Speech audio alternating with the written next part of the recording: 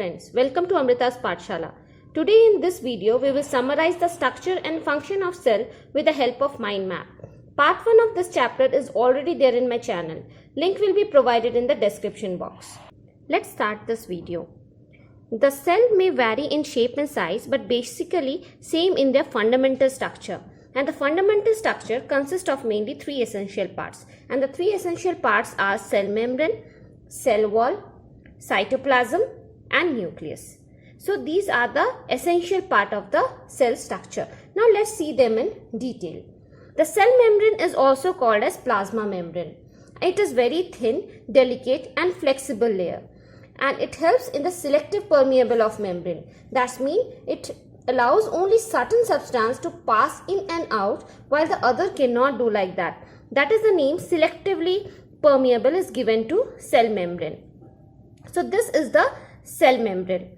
Now cell wall. Cell wall is present only in the plant cell and it is absent in the animal cell. It is made up of cellulose. It gives shape and rigidity to the cell. It is a non-living structure. And what is the function of cell wall? The cell wall protect from any disease causing agent, and it protect from any mechanical injury to the cell. And it is freely permeable, means it allow substances to enter and leave the cell without any hindrance. Now let's see about the cytoplasm. Cytoplasm is a semi-liquid substance, and this area is where cytoplasm is present. Cytoplasm is colorless and translucent, and it is between the nucleus and the cell membrane. This is the cell membrane and this is the nucleus. So this part is mainly filled with the cytoplasm. Now let's see about the nucleus. Nucleus is the most important part of the cell.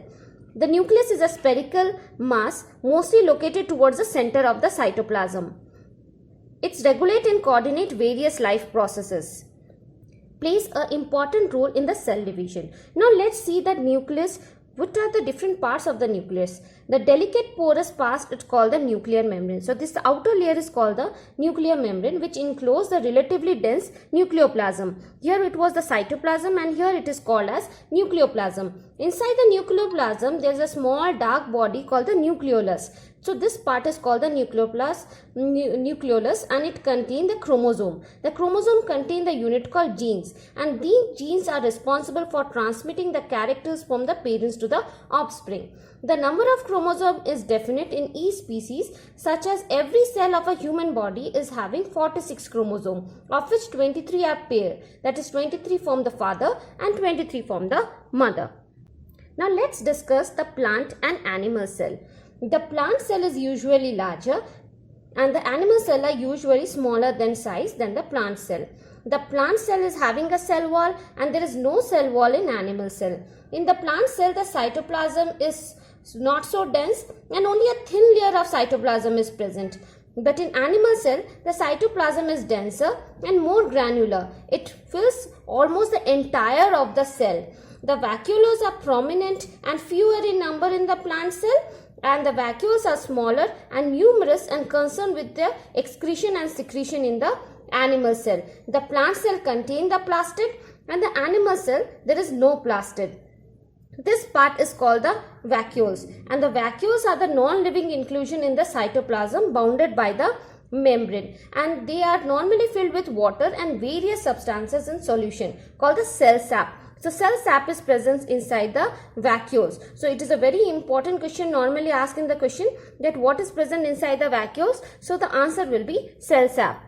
This was all about the structure of the cell. Now let's see the function. Every function inside the body of a living organism is a result of cellular activity. Now let's see what are the different functions of the cell in the plant. The main function of the cell in the plants are the root cell and the leaf cell. What is the function of the root cell? It helps in the absorption of water and minerals.